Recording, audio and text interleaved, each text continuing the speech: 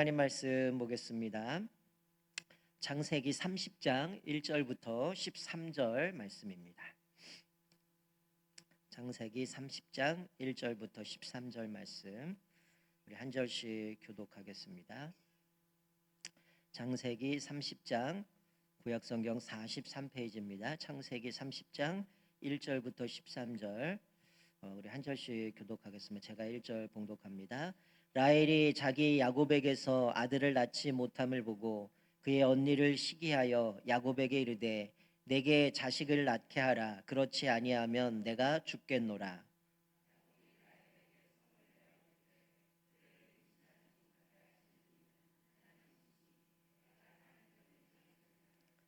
라헬이 이르되 내 여종 비라에게로 들어가라. 그가 아들을 낳아 내 무릎에 두리니 그러면 나도 그로 말미암아 자식을 얻겠노라 하고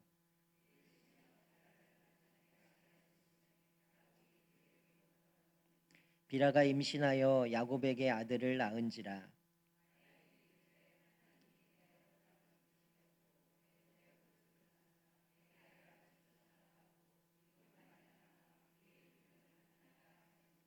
라헬의 시녀 비라가 다시 임신하여 둘째 아들을 야곱에게 낳음에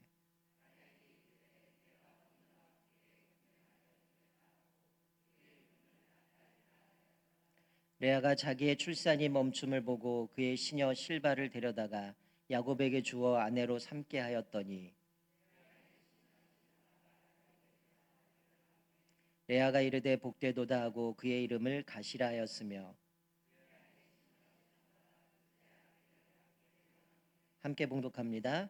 레아가 이르되 기쁘도다 모든 딸들이 나를 기쁜 자라 하리로다 하고 그의 이름을 아셀이라 하였더라. 아멘. 오늘 본문 말씀을 가지고 우리 자녀 경쟁 이런 제목으로 같이 말씀을 나누도록 하겠습니다.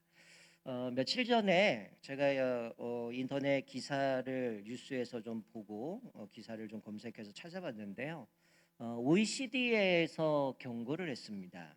한국 인구 60년의 절반 감소 가능성, 이런 기사였습니다. 무슨 얘기냐면 OECD가 한국의 저출산 문제를 가지고 나름대로 집중 분석한 최초의 공식 보고서가 이제 발간이 됐는데요. 그 보고서에 따르면 현재 우리나라 출산율이 0.72명입니다. 이것이 유지될 경우 60년 내 인구가 절반으로 감소하고 2082년이 되면 이제 65세 이상 노인이 우리나라 인구의 58%, 거의 60%를 차지하게 될 거다라는 그 발간 내용입니다. 뭐 이게 우리가 뭐 2080년이니까 별로 피부로 와닿지 않겠지만 아마 우리 인구의 60%가 65세 된다로 하는 얘기는 무슨 얘기냐면요. 우리나라의 절반 이상이 생산 인구가 아니란 거예요. 그러니까 40%가 남는데 그 40%에는 갓난아기부터 우리 65세 이하까지로 본다고 하면 20대까지 밑에 20 이하를 뺀다고 썼을 때는 실질적으로 나라를 이끌어갈 생산 인구가 바닥에 난 겁니다. 그러면 우리나라가 존재할 수가 없는 거예요. 경제고 뭐고 일할 사람이 없고 생산 인구가 없으면 나라는 망할 수밖에 없다는 거죠. 그래서 이 출산율 저하의 주요 원인으로 사교육비 부담, 주택 가격 상승, 장시간 근무 문화 등이 꼽혔고, 이를 해결하기 위해서 보육 육아 휴직 제도를 개선해야 되고 여성 고용을 확대해야 되고 이민 정책 개편이 필요하다. 이런 것들을 강조하면서 이제 기사가 끝나는 내용입니다. 여러분 2017년에 우리나라의 출산율이 1.04명이었어요. 근데 23년에는 0.70명, 조금 뭐 지나서 24년에는 0.72 이렇게 돼서 약간 오르긴 했는데 어쨌든 뭐 최하 1명이 안 된다라는 거죠. 여러분 출산율 저하 원인들이 일반적인 사회에서는 이런 것들을 이야기합니다. 물론 우리 젊은 세대들이 이런 이유들 때문에 여러 가지 아이들을 낳는 거를 뭐 고민하고 염려하고 있지만 저는 기독교인들의 입장에 있어서는 정확한 원인이 그런 것들보다도 또 하나 중요한 것은 뭐냐면 이런 원인들도 있긴 하지만 그 원인들이 모든 걸 잠식시켜 버리진 않는다는 거예요. 진짜 중요한 건 뭐냐면 특별히 기독교 가정에서는 똑같겠죠. 뭐 출생률이 뭐 0.72명이면 기독교인이라고 뺀 건 아닐 거니까. 근데 거기에 원인들은 분명한 것은 가정에서 결혼이 뭔지 또 자녀에 대한 분명한 성경적인 기준이나 신앙적인 교육이 부재하다라는 생각이 듭니다. 아마 여기 앉아 계신 분들은 결혼하기 전에 결혼 예비 학교를 하신 분 계세요? 없잖아요. 아이를 낳기 전에 아이를 낳는 거에 대해서 고민하고 공부하고 배워본 적이 있습니까? 이게 대단한 분들이에요. 배우지도 않고 결혼하셨고 배우지도 않고 자녀를 키웠고 그렇게 흘러왔다라는 거야. 여러분 사실 우리가 결혼 준비는 많이 하지만 진짜 중요한 거는 즉 뭐냐면 결혼식 준비는 많이 하지만 결혼 준비는 없어요. 부부가 뭔지 자녀가 뭔지 이 가정의 결혼이란 게 뭔지 이런 것들이 제대로 심어지지 않으니까 사실은 많은 것들은 TV나 인터넷이나 이런 것들을 정보를 얻게 되어진다라는 거예요. 그래서 저는 목사로서 이 출산율의 저하 문제가 물론 사회적인 이슈들도 근본적인 문제들이긴 하겠지만 우리 기독교 가정은 가장 큰 거는 가정에서 진짜 결혼이 뭔지 그 자녀에 대한 분명한 기준들이 지도가 없었기 때문에 그런 결과가 일어나지 않았을까. 수많은 원인들이 있지만 이것보다 더 큰 이슈는 없거든요. 그러니까 더 큰 중요한 거는 잊어버린 채 사회적인 현상들만 보고 이래서 나는 자녀를 키울 수 없고 이래서 저는 결혼 안 할 거고 전 이럴 겁니다 라고 얘기할 때가 참 많다라는 거죠. 그러니까 가정의 소중함, 우리에게 있어서 신앙의 대를 이어가고 경건한 자녀를 잉태해가는 거 그것이 우리의 사명이잖아요. 왜 하나님이 아브라함을 부르셨고 계속해서 너의 씨로 인하여 큰 민족을 만들겠다라고 하고 창세기 1장 1장 28절에서부터 시작된 게 뭐예요? 생육하고 번성하라. 이게 우리에게 주신 사명이거든요. 근데 우리는 이거는 잊어버린 채 그냥 이래서 남은 안 되고 이래 사회가 이러니 안 되고 우리는 자꾸만 사회적인 이슈만 갖다가 그것들을 많은 것들을 다 무시해 버리는 것을 보게 되어집니다. 우리가 분명한 기준을 가지고 있어야 된다는 거예요. 특별히 기독교 가정에서. 그래서 제가 요즘 뭐 계속 3040에 대해서도 그냥 고민하고 염려하고 또 이들을 어떻게 양육해야 될까 하는 거는 특별히 이 30 세대들이 결혼하고 오늘 1교구에 해당되는 세대들이잖아요. 아이들을 태어나고 임신하고 아이들 출산하고 그 아이를 키워감에 있어서 그래서 지금의 시대는 많은 것들이 무너졌지만 여기서부터 다시 시작하자. 그래서 3040들이 다시 한번 가정의 중요함, 결혼의 중요함, 그리고 자녀를 어떻게 양육해야 되는지를 세상적인 기준이 아니라 진짜 성경적인 기준을 가지고 제대로 된 경건한 가정들을 세워가야 된다라는 것이죠. 여러분 우리 가정이 돈으로 유지됩니까? 안 되잖아요. 돈으로 유지돼요? 아니면 우리 힘으로 유지됩니까? 돈으로 유지된다면 왜 많은 재벌들이 이혼할까요? 그렇게 수많은 수백억, 수천억을 갖고 있는데 뭐 심지어는 조를 갖고 있는데 왜 이혼합니까? 돈이 우리 책임 못 진다는 거예요. 내 힘으로 우리 가정 지킬 수 없다라는 거예요. 우리는 그런데 세상의 기준을 따라간다는 거예요. 분명한 성경의 기준이 있는데 성경은 잊어버리고 정말 결정적인 것에는 하나의 말씀을 잊고 세상의 것만 쫓아갈 때가 많아요. 여러분 제가 좋아하는 말씀 중에 하나가 시편 127편 1절이거든요. 여호와께서 집을 세우지 아니하시면 세우는 자의 수고가 헛되고 여호와께서 성을 지키지 아니하시면 성을 지키는 자가 헛되다. 여러분 우리 인생에 하나님이 지켜주시지 않으면 다 헛되거든요. 오늘 일교구 찬양한 것처럼 오늘 집을 나서기 전 기도했냐 이게 무슨 얘기입니까? 내가 오늘 있어질 모든 일들은 하나님의 은혜고 하나님이 허락해 줘야 되는 거거든요. 여러분 우리 가정도 마찬가지예요. 돈이 우리를 지키고 힘이 우리를 지키는 게 아니라 하나님이 지키신다는 거예요. 이 사실을 잊어버리면 우리는 많은 것들이 흔들려 버립니다. 가정을 세워가기 위해서 여러 가지 세상의 기준들을 갖고 살아간다는 거. 자녀도 마찬가지죠. 여러분 왜 내가 자녀를 낳아야 됩니까? 여러분 우리가 뭐 많이들 자녀에 대해서 요즘 시대는 아기들 안 낳으려고 하지만 여러분 성경이 분명히 얘기하죠. 보라 자식들은 여호와의 기업이요 하나님의 선물이라고 얘기합니다. 태의 열매는 그의 상급이로다라고 얘기합니다. 착각하면 안 돼요. 내가 낳고 안 낳고는 내가 결정할 문제는 아니에요. 하나님이 우리에게는 생육하고 번성하라고 분명하게 말씀해 주셨어요. 여러분 언제 뭐 제가 한번 설교 때 얘기했겠지만 저는 결혼해가지고 저도 뭐 철없을 때는 내가 낳고 싶은 낳는 줄 알았어요. 그래서 저는 강도사 고시를 보면 저는 아들을 아니 아들이 아니라 자녀를 낳아야겠다. 그렇게 해서 강도사 고시를 봤는데 아내가 임신했다는 거야. 따져봤더니 이 강도사 고시 합격하면 내가 그땐 아기를 낳아야지 생각했는데 아들을 낳았어요. 그래서 저는 늘 목회자 자녀다 보니까 이름을 바를 정자 넉넉할 후 좀 FM대로 보다 좀 바르게 컸으면 좋겠어요. 왜냐하면 목회자 자녀들 뭐 아니면 도거든요. 착하거나 망난이거나. 그래서 망난이 안 됐으면 좋겠다. 그랬더니 완전 FM이에요. 바른 소년인데 그렇게 컸어요. 그리고 둘째는 제 생각에 사역지가 옮겨지면 아이를 낳아야겠다. 근데 사역지를 옮기고 나서 임신을 했어요. 야, 이거 내가 생각한 대로 탁탁 떨어지네. 근데 얼마 지 않아서 아내가 충격적인 얘기를 합니다. 내가 병원 갔는데 양수가 센데. 그래서 아이가 기형아로 태어날 수 있대. 위험하대. 이런 얘기를 하는 거예요. 그러니 얼마나 철렁거렸어요. 그래서 기도하기 시작했죠. 하나님, 양수가 세면 아이가 위험하고 뭐 산모도 위험하다고 그러는데 하나님 앞에 기도했습니다. 그리고 한 일주일 동안 금식하면서 나중에 병원에 가서 마지막으로 이제 아내랑 결단을 내리려고 이제 가게 됐죠. 의사는 그런 얘기를 합니다. 산모가 위험하거나 아이가 위험하거나 둘 중에 하나는 위험하니까 포기해라. 그래서 제가 둘 다 포기하겠어. 이럴 수는 없잖아요. 그래서 하나를 선택해야 되는데 이게 쉬운 일입니까? 목회자가 뭐 기형아 태어난다고 아이 포기할 수 있는 것도 아니고 그건 내 마음대로 되는 거 아닌데 일주일 동안 금식하고 기도하면서 아내랑 같이 기도하면서 야, 하나님의 뜻에 맡기자. 그리고 병원 갔더니 아이가 이제 양수가 안 샌다는 거예요. 그래가지고 그때부터 제 기도는 어땠을까요? 하나님, 딴 거 다 필요 없습니다. 건강하면 태어나게 해주세요. 그래갖고 정은이가 별명이 에너자이저였어요. 일어나서 열심히 뛰어놀다가 지치면 쓰러져 자고 또 일어나 먹고 또 뛰어다니고 이랬는데, 그래서 이름을 바를 정자에 은혜 은자죠. 그래서 정은이요, 바른 은혜. 그러니까 이게 내 마음대로 되는 줄 알았더니 그게 아니었고, 그래서 제가 얼마나 기도했겠어요. 하나님, 제가 정신 나갔나 봅니다. 내 마음대로 되는 줄 알고 철딱서니 없이 이게 내 뜻대로 된다고 생각했는데 그게 아니니까 그 기도하는 동안 어땠을까요? 야, 생명의 주인은 하나님이시구나. 이거 내 마음대로 되는 게 아니구나. 하나님이 허락하시 않으면 이거 할 수 없구나. 그걸 깨달으면서 그때 이후부터는 이게 뭐 아이가 태어나는 게 얼마나 하나님의 은혜인 거는 깨닫게 되어준 거예요. 여러분, 오늘 본문 말씀에 보면 또 다른 측면에서 그런 이야기를 합니다. 여러분, 사실 우리가 기독교인들에게 있어서 자녀를 보면서 가장 기쁜 일이 뭘까요? 여러분, 기독교인들에게 있어서 자녀를 보면서 가장 기쁜 일이 뭘까요?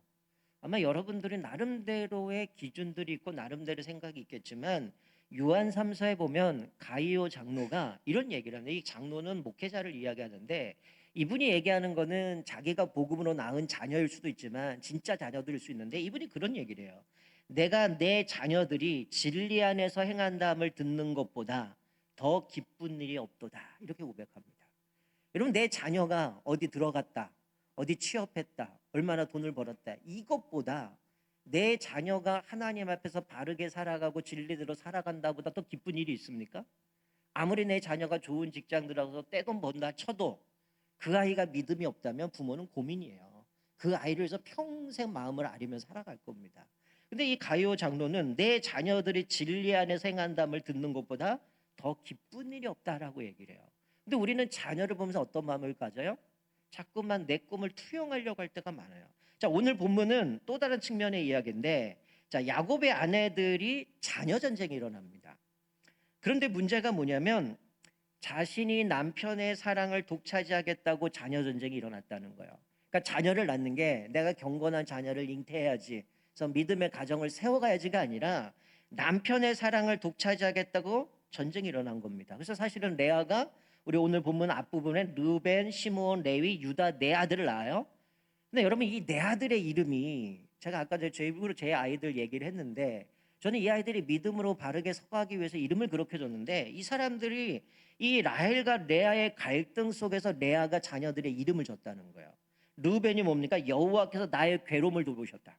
그러니까 하나님이 내가 이런 힘든 일이 있었는데 하나님이 은혜로 나를 돌봐주셨어, 이게 아니라 뭐예요? 라헬이 지금 야곱이 라헬을 좋아하는데 지금 나는 별로 이쁨을 못 받아요. 그러니 내가 저 사랑을 독차지하기 위해서 나는 그 괴로움 때문에 질투 때문에 괴로웠는데 하나님이 나에게 은혜 주셔서 아이를 낳게 해서 나는 그 괴로움 벗어났다. 이게 자녀 이름이에요. 이게 하나님이 나에게 괴로움을 잊게 해주셨다 보다 실질적인 뭡니까? 오늘 본문 말씀에 보면 내가 쟤보다 더 이쁨 받는다. 쟤는 아이가 없는 난 아이를 낳았어. 그러나 난 쟤보다 좀 더 능력이 있고 난 좀 뛰어나. 이것 때문에 이름을 줬다는 거죠. 여호와께서 나의 괴로움을 돌보셨다. 내가 사랑받지 못함을 들으셨다. 남편이 나와 연합하리라. 이제는 여호와를 찬송하려다. 왜? 내가 자식을 낳았으니까. 이런 자식 이름이 다 뭐예요? 경쟁과 시기와 이기심, 그것 때문에 이 아들을 낳았다는 거예요. 그러니까 이제는 이 갈등이 노골적인 경쟁이 돼서 오늘 본문 말씀은 나중에는 어떻게 됩니까? 저까지 자기 종까지 이용해 가지고 어떻게 하면 남편의 이 사랑을 독차지하기 위해서 아이를 낳는 전쟁 가운데 가야죠. 자, 1절에 보면 나에게 자식을 낳지 못하니 야곱에게 자식을 낳게 하라. 그렇지 않으면 내가 죽겠노라. 여러분 라헬은 정작 남편의 사랑을 받아 자식이 없어요. 그럼 뭐라고 해요? 너 나한테 자식 낳게 해줘. 그렇지 않으면 나 죽을 거야. 여러분 이 아내가 이쁘겠습니까? 자식 안 낳으면 죽겠다는데. 근데 이 야곱이 뭐라고 해요? 화를 냅니다. 그대를 임신하지 못하게 하시니는 하나님이시니 내가 하나님을 대신하겠느냐. 지금 임신 못하는 게 내 잘못이냐. 하나님이 안 주시는 걸 내가 어떻게 하느냐. 화를 냅니다. 여러분 자녀를 주시는 분은 하나님이라는 거예요. 근데 문제는 뭐냐면 자녀를 가지려고 하는 그 욕망은 여러분 정상적이잖아요. 근데 오늘 본문은 뭐예요? 인위적인 방법으로 내가 이 아이를 낳으려고 하는 것이 정말 믿음의 가정, 하나님께서 생육하고 번성하 이게 아니라 뭐였어요? 어떻게 하면 내 저 동생을 이길 거냐? 어떻게 하면 저 언니보다 내가 더 잘 나가야 되냐? 이것 때문에 둘이 경쟁해서 자식을 낳기 시작했다라는 거예요. 여러분 라헬이 왜 자녀를 갖고자 했습니까? 다른 거 없어요. 그냥 이기심이에요. 내가 남편에 더 사랑받고 싶고 저 언니보다 내가 좀 뛰어나고 싶고 그런 마음이었다는 거예요. 그래서 1절에 언니는 자식이 있는데 자신은 없으니 시기에서 자녀를 얻기 원합니다. 8절에 가니까 뭐라고 해요? 언니와 크게 경쟁하여 이겼다. 여러분 자식을 낳는 목적이 뭐예요? 언니를 이기기 위해서 자식을 낳은 겁니다. 여러분 이 아이들이 얼마나 불행할까요? 엄마가 나를 사랑해서 아빠가 사랑해서 믿음의 가정으로 세워가게 난 게 아니라 저 언니 이기기 위해서 내가 남편에게 사랑받기 위해서 그 아이를 낳았다라는 거예요. 자녀는 내 목적을 달성하기 위한 수단이 아닙니다. 근데 여러분 우리가 살아가면서 얼마나 그럴 때가 많아요? 자녀를 보면서 이 자녀를 통해서 내가 못다한 이루는 꿈을 이루기 위할 때가 많고요. 또 반대로 보면 내가 원하는 대로 자녀를 그렇게 만들려고 할 때가 있어요. 마치 이 두 사람이 남편의 사랑을 얻기 위해서 아이를 낳는 것처럼 때론 우리가 그럴 수 있다는 거야. 이 아이들을 내 어떤 목적을 이루기 위해서 내 꿈을 이루기 위해서 내 어떤 것을 위해서 수단으로 사용할 때가 많다라는 거예요. 오늘 여기 1교구 특별히 우리 유치부 아이들인데 우리 부모님들, 조부모님들 우리들은 어떻습니까? 정말 이 자녀를 통해서 손주를 통해서 뭔가 욕심을 채우러 가고 있지는 않습니까? 자녀는 내 거가 아니라는 거야. 착각하면 안 돼요. 하나님이 우리에게 주신 선물이고 우린 청직입니다. 이 아이를 내가 마음대로 할 수 있는 게 아니라 하나님이 나에게 맡겨준 거예요. 왜 우리가 유아세를 줍니까? 부모가 14살 되기 전까지 이 아이를 신앙으로 잘 키우는 거죠. 그리고 우리의 성경적인 원리는 뭡니까? 아이가 어느 정도 나이가 되면 떠나보내는 거예요. 또 다른 경건의 가정을 만들고 그 가정을 통해서 하나님의 나라를 이뤄가는 것이 성경적이라는 거죠. 자, 자신은 안 되니 이제는 어떻게 해요? 자기의 종을 통해서 자신의 욕망을 채우려고 합니다. 너 비라에게 들어가라. 비라에게 들어가서 자식 좀 낳아. 임신해서 아들을 낳아요. 6절에 보니까 뭐라고 얘기해요? 하나님이 내 억울함을 푸시려고 내 호소를 들으사 내게 아들을 주셨다. 여러분 아들을 낳는 이유가 내 억울함 풀기 위함입니까? 아니라는 거예요. 그래서 난 게 단과 납달리를 낳게 되죠. 그랬더니 라헬이 종을 통해 자녀를 낳으니 언니가 어떻게 해요? 줄 수 없다. 그래서 또 똑같은 방식으로 또다시 경쟁을 합니다. 실바를 데려다가 자녀를 낳아요. 그래서 갓과 아세를 낳습니다. 어떻게 보면 남들의 부러움을 샀는지 모르겠지만 진짜 정작 바라던 행복은 얻지 못하는 모습을 보여요. 여러분 이게 인간의 탐욕이 얼마나 무서운지 모릅니다. 올해 저희가 주제를 정한 게 내려놓음이죠. 우리의 욕망, 우리의 어떤 기대, 우리의 소망 이런 걸 다 내려놓으려고 하는 이유가 하나님이 우리에게 말씀하신 성경대로 살아가는 것이 아니라 우리 안에는 끊임없는 욕망과 내 이기적인 욕심을 위해서 살아갈 때가 얼마나 많냐는 거죠.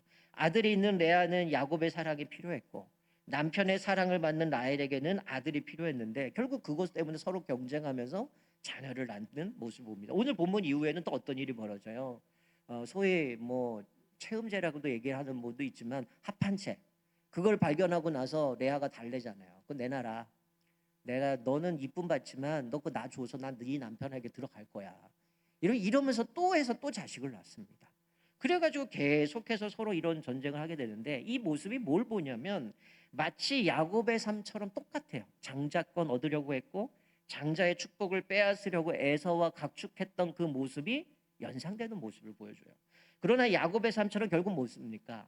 아무도 인간적인 방법으로 자신의 바람을 이루지 못한다라는 걸 깨닫게 되죠. 결국 연단을 거쳐서 결국 모든 것이 하나님의 섭리대로 진행될 것임을 보여주는 장면입니다. 여러분, 아이러니한 거는 이삭은 어땠을까요? 아이가 없을 때 뭐 합니까? 기도했다는 거야. 하나님 앞에 기도를 통해서 자녀를 낳는 모습이 나와요. 그런데 이 야곱의 모습, 그리고 그 두 아내들, 그리고 종들, 이 모습 가운데서는 철저하게 자기의 욕망을 채우기 위해서 애쓰면서 나가게 되지만, 결국 인간이 아무리 애써도 자기 기대를 만족시킬 수 없다는 걸 깨닫게 되면서 이 절망적인 상황을 또 뭘 보여주십니까? 인생의 참 주인은 하나님이심을 드러내는 모습을 보게 되죠. 근데 오늘 놀라운 건 뭐냐면요, 하나님께서 이 여자들의 시기와 질투와 이런 와중에서도 하나님은 목적을 이루신다는 거예요. 어쩌면 우리가 지금까지 살면서 이룰 수도 있어요. 우리가 믿음이 없을 때는 내 자녀를 통해 내 꿈을 이루어야지, 내 자녀를 통해 내 욕망들이 아이를 훈련시키고 교육시켜서 얘를 이런 애로 만들어서 사회에서 인정받는 아이로 만들어야지, 이룰 수 있어요, 우리도. 그런데 하나님께서는 이 여자들의 시기와 질투 와중에서도 하나님의 목적을 이루셨다는 거예요. 인간의 연약함마저도 선으로 바꾸시는 분이 하나님이시라는 거예요. 결국 자녀 낳기 경쟁에서 아이들이 왕창 태어나는데 이 아이들이 어떻게 돼요? 12지파가 된다는 거예요. 이 아이들이 정말 어떻게 보면 참 태어나는 것 자체가, 어떻게 보면 엄마 입장에서는 자기 욕망을 채우려고 태어났지만 아이들 입장에서 얼마나 슬프겠어요. 자기 이름의 뜻이 난 언니랑 이겼고 막 이것 때문에 막 이 이름을 그런 식으로 졌다라 그러면 얼마나 슬프겠습니까? 그거를 알았다면 나중에 얼마나 마음이 아프겠어요. 그런데 뭐 성경에는 그거는 생략되어 있지만 하나님은 어쨌든 그런 와중에서도 이 12명의 아이들을 통해서 하나님은 이스라엘의 12지파가 되게 만드시고, 나중에 요셉의 두 아들도 이제는 뭐 자기 아들로 입양하게 되어지는 모습이 보여지지만, 하나님은 인간의 허물, 인간의 연약함, 그것마저도, 그 본성들을 지닌 우리의 연약함마저도 하나님이 우리를 사랑하시고 그들을 통해서도 하나님이 선한 일을 이루시는 모습을 보게 되는 거죠. 만약에 우리도 인간의 탐욕과 이 여러 가지 모습에서 얼마나 진절머리가 납니까? 근데 그게 우리 모습이라는 거예요. 우리도 끊임없이 예수 믿는다고 하지만 우리의 욕망, 우리가 원하는 그 탐욕을 위해서는, 우리도 이익을 위해서는 악랄하게 그것들을 앞뒤 가리지 않고 그것들을 얻으려고 하는 발버둥 친다는 거예요. 그런데 하나님은 우리의 연약함을 아시고 선을 바꿔주셔서 우리에게 은혜 베푸시는 게 얼마나 감사한지 몰라요. 만약에 인간적인 부분으로 맺은 관계라면 아마 하나님은 우리는 어떻게 했을까? 이미 버렸을 겁니다. 아우, 이 인간은 도저히 안 되겠다. 얘는 내가 기회 줘도 안 되고 맨날 지밖에 모르고 이기적이고. 여러분, 주변에서 사람들 관계 맺을 때 이기적이고 자기밖에 모르면 그 사람하고 친하게 지내야 안 지내요? 벌써 절벽이지 않아요? 인간 사회도 그렇잖아요. 만약에 하나님과 인간적인 관계를 맺었다면 하나님은 이미 우리 버렸을 거예요. 그런데 하나님은 어떻습니까? 우리를 여전히 포기하지 않으시고 예수님의 생명과 맞바꿔서 우리를 구원하시고 끝까지 우리를 기다려주시고 끝까지 우리를 붙잡아 주시기 때문에 우리가 이 자리에 설 수 있음을 보게 되죠. 우리 또다시 생각해 본다면 오늘 이 여인들이 자기의 욕망을 채워가기 위해서 살아가는데 우리 부부관계는 어때요? 끊임없이 갈등 속에 살아가잖아요. 왜 그럴까요? 돕는 배필이라고 말씀했죠. 돕는 배필은 뭡니까? 남편이 아내를 위해서 헌신해야 되고 아내가 남편을 위해서 헌신해야 되는데, 깨어진 가정들은 대부분이 뭘까요? 이 사람이 나를 위해서 헌신 안 한다는 거예요. 아내가 나를 위해서 헌신 안 하고요, 남편이 나를 위해서 헌신 안 해요. 그러니 나는 이 관계 유지 못합니다. 이게 깨지는 거죠. 진짜 믿음의 가정은 어떻습니까? 내가 그 사람을 위해서 채워주는 겁니다. 그 사람을 위해서 내가 희생하는 겁니다. 그런 가정은 행복하게 유지가 되는 것이지, 이 사람이 나한테 안 해주니 어떻게 이럴 수 있어, 난 무시해. 결국 이게 남자들 아니에요. 자기 무시하면 가장 싫어하는 거고, 여자는 자기 이뻐 안 해주면 싫어하는 거 아니에요. 이게 결국은 뭡니까?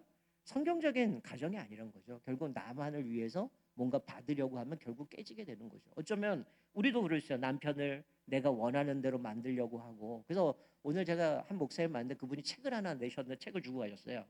그 책 보니까 이런 내용이 있더라고요. 어머니가 소년을 키워서 20년 동안 키워서 사람을 만들었는데 어떤 여자가 20분 만에 딴 남자로 바꿔버린다고, 이런 내용이 있어요. 무슨 얘기예요? 아내가 자기가 원하는 모습으로 남편을 만들어 간다는 거야. 근데 남편은 어떤 모습이냐면 평생 직장에서 어떤 간부로 있다가 이제 은퇴하고 집에 들어오면 뭐야? 아직도 자기가 간문주 안 되는 거야. 그래서 새로 생긴 게 뭐냐면 은퇴 무슨 증후군이래요. 이게 뭐냐면 은퇴한 남편이 집에 있어서 스트레스 받는 여인들이 갖는 증후군이래요. 이게 왜 이런 게 생기는지 모르겠어요. 뭡니까? 결국 끝까지 자기를 위해서만 뭔가 다 주기 원하는 거죠. 근데 성경은 뭡니까? 내가 헌신하고 그 사람을 위해서 채워줘야 되고 또 하나님 앞에서 믿음의 가정을 세워가야 되는데 그 기준이 깨져버리니까 우리가 무너지는 모습을 보게 됩니다. 우리가 오늘 말씀을 기억하면서 좀 한번 우리의 가정들을 돌아봤으면 좋겠어요. 우리는 우리 자녀들을 어떻게 양육하고 있는가? 혹시 내가 원하는 그림으로 내가 원하는 욕망을 통해서 이 자녀들을 키워가고 세워가고 있는 것은 아닌가? 또 남편을 향해서 아내를 향해서 내 욕망대로 내 남편과 아내를 그렇게 좌지우지하면서 그렇게 살아가고 있는 것은 아닌지 한번 돌아보시고 또 무엇보다 하나님 앞에서 우리를 부르신 분명한 사명이 있어요. 그 사명을 위해서 우리가 온전한 믿음 가운데 살아갔으면 좋겠습니다. 특별히 오늘 1교구 헌신했는데 우리 유치부 아이들 또 3040 세대를 위해서 기도했으면 좋겠어요. 얼마나 고민이 많겠습니까? 왜냐면 아직까지 뭐 우리가 가정이 뭔지 결혼이 뭔지 자녀를 어떻게 양육해야 되는지 아직까지 이게 정리가 되지 않은 상황이다 보니까 계속 들리는 거는 유혹이거든요. 아, 이렇게 가야 성공한다더라. 이렇게 아이들이 뭐 성장할 수 있고 최고가 될 수 있다더라. 그러다 보니까 자꾸만 갈등을 하게 되거든요. 그러니까 이 부모들이 아이들을 성경적인 부모로 기독 학부모로서 어떻게 이 아이들을 양육해야 할지 제대로 깨닫고 다른 기준을 가지고 살아갈 수 있도록 위해서 기도하셔야 되고 또 우리 조부모님들이 그것들을 지도해 주셔야 됩니다. 그래서 우리가 하나님 앞에서 우리 가정이 정말 주님이 세우신 믿음의 가정으로 든든히 서가길 원하고 특별히 우리 자녀들을 내 욕망을 위해 살아갈 것이 아니라 또 내 남편을 내 아내를 내 원하는 대로 이기적으로 이용하고 살아가는 게 아니라 서로 협력해가고 존중해주고 배려해주고 헌신을 통해서 우리 가정이 회복되어지고 부부가 회복되어지고 우리 자녀들이 하나님이 원하시는 경건한 자녀들로 믿음에게 세워져서 하나님 앞에 정말 믿음의 가정으로 든든히 서가는 저와 여러분 되시기를 주님의 이름으로 축원드립니다. 아멘. 우리